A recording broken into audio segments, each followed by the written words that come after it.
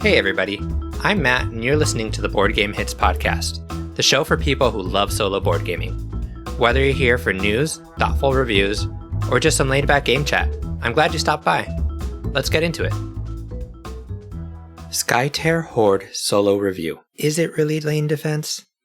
There's something deeply satisfying about standing your ground against a relentless onslaught, knowing the odds are stacked, your resources are dwindling, and the enemy just won't quit. That's the tension Skytear Horde delivers, packaged in a slick box of cards, tokens, and clever mechanics.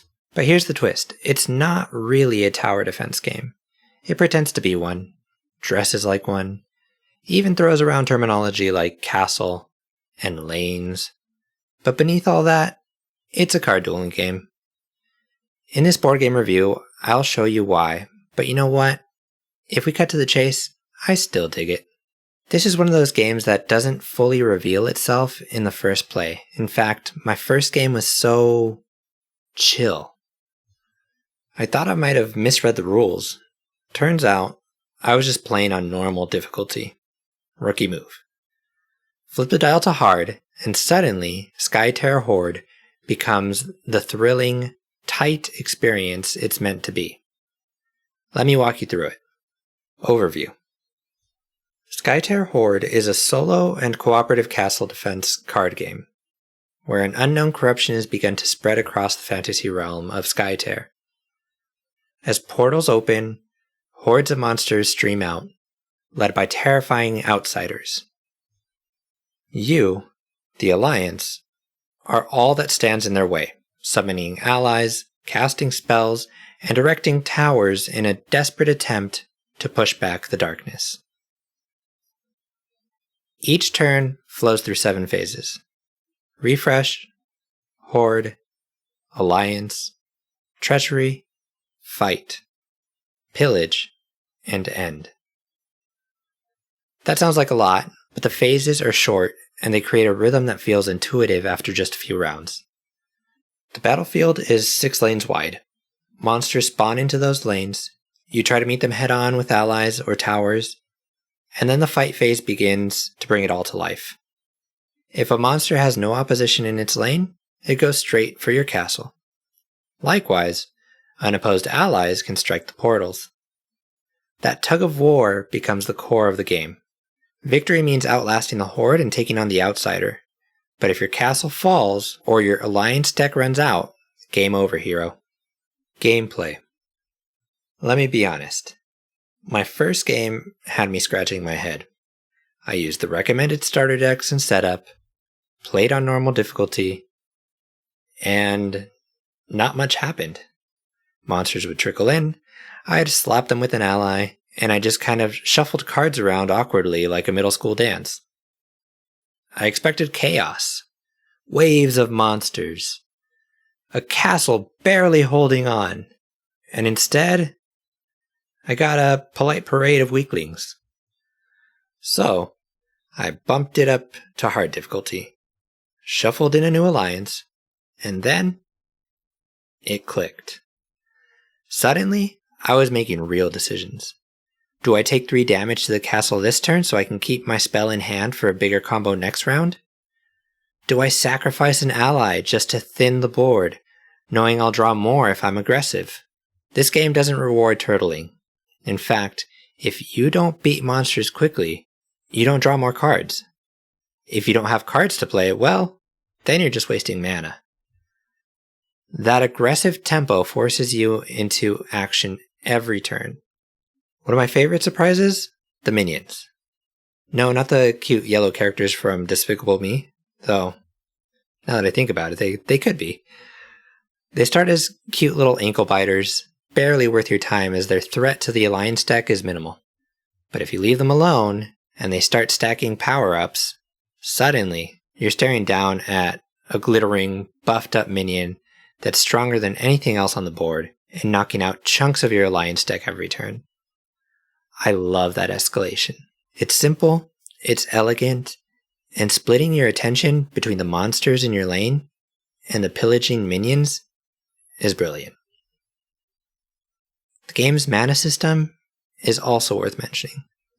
Instead of ramping up endlessly, it follows a bell curve. You gain more in the mid-game, and then it drops off. That design choice creates an interesting arc. Do you dump everything into building a mid-game army that can carry you through the outsider fight? Or do you hoard mana late game and try to pull off a cinematic, game-winning combo? Whatever you do, just try not to run out of gas at the end. The game phases are not too hard to follow, and there aren't complicated interruption sequences like in other Magic the Gathering-like games. This makes the game very approachable, but there's still enough complexity with the key words and card effects to keep it engaging. The cards themselves are varied and compelling. Allies with on-play and exhaust effects, spells that combo in surprising ways, towers that... Towers are a little weird. They don't actually defend your castle. They activate and do things, sure. But if there's a monster in the lane, it just strolls right past the tower and smacks your castle in the face. I expected them to block, or at least intercept. Instead, they're kind of like magical vending machines. Useful, but not defensive. That disconnect is one of the few places where the theme and mechanics didn't quite align for me. Also, if you're coming in expecting a traditional lane or tower defense game, like Plants vs. Zombies or Kingdom Rush, this isn't quite that. The lanes are more about matchups than they are about holding positions. There's no queue of units, no stacking of threats. You're not building a per-lane strategy as much as you are playing a head-to-head card duel across 6 simultaneous arenas. It's exciting, but it may not scratch the same itch. And it doesn't for me. Let's talk about the Treachery phase. The Treachery phase is a delight. It's a little boost of chaos each turn. Enemy modifiers or powers that shake things up just enough to keep you from feeling totally in control. It gave me the same kind of, oh no, what now, tension that villain boost cards provide in Marvel Champions. That kind of randomness keeps the game dynamic without making it feel unfair. One caveat. Deck construction. If you're not into deck construction, the included factions might feel a little limited. I would have loved to see a couple more Alliance and Horde factions in the base box, just to mix things up. For Tinkerers, it's a solid starting point and there's more longevity through deck construction, but more content would help there too. Solo play. Solo is where Skytear Horde really shines. It's designed as a cooperative game, but everything about it scales beautifully to one player. No two-handed fiddling, no need to simulate extra players, it just works. Turns move quickly, decisions feel meaningful, and the pacing stays tight. There's also a list of achievements in the rulebook that give solo board gamers, and cooperative players too, more goals to chase after. It's like unlocking hard modes in old video games. That extra bit of replayability is a nice touch and makes the experience feel more curated. I should mention that Skytear Horde offers a competitive mode for 2 to 3 players, which allows a player to control the Horde. I'm curious if that would be a satisfying variant for solo board gamers too, but alas, that wasn't included in solo. Components and design. Let's talk about aesthetics for a second. Skytear Horde looks gorgeous. I found myself pausing mid-game just to admire the artwork and card names. The fantasy theme comes through strong on the card designs. Each faction feels distinct and deep, and the outsiders are suitably intimidating. Unfamiliar with the lore of Skytear, I found myself pausing and just imagining the kind of world these characters come from, flipping cards and wondering what stories connected these creatures, spells, and crumbling castles. Also on the design side, a smart decision was including brief subtext explanations on keywords right on the cards. It's like having a built-in cheat sheet, and it smooths the learning curve immensely. You still get plenty of crunchy mechanics, but it's far less overwhelming than something like Magic the Gathering. I was worried about the fiddliness of the counter tokens, but the tokens are double-sided for increasing and decreasing stats, and that actually helped a ton. I actually liked it. Since I was often moving health from one card and applying it as damage to another, The back and forth flowed naturally. Less fiddling, more fun. Final thoughts. So, do I like Skytear Horde? Yeah, I do.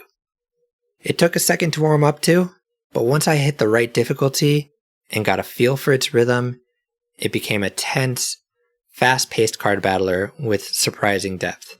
It's got that one more game energy, especially in solo, and the achievement system gives it a lot of staying power. That said, it's not going to be for everyone. If you're looking for a traditional tower defense game with static defenses and wave management, you might be left wanting. And if you're not into customizing decks or trying out different builds, the variety out of the box might feel a little thin. But if you like tight card battles, clever combos, and games that reward tactical decisions under pressure, Skytear Horde is a great pick. Thank you for tuning in to the Board Game Hits podcast. If you enjoyed today's episode, please take a moment to leave a review on Spotify or Apple Podcasts.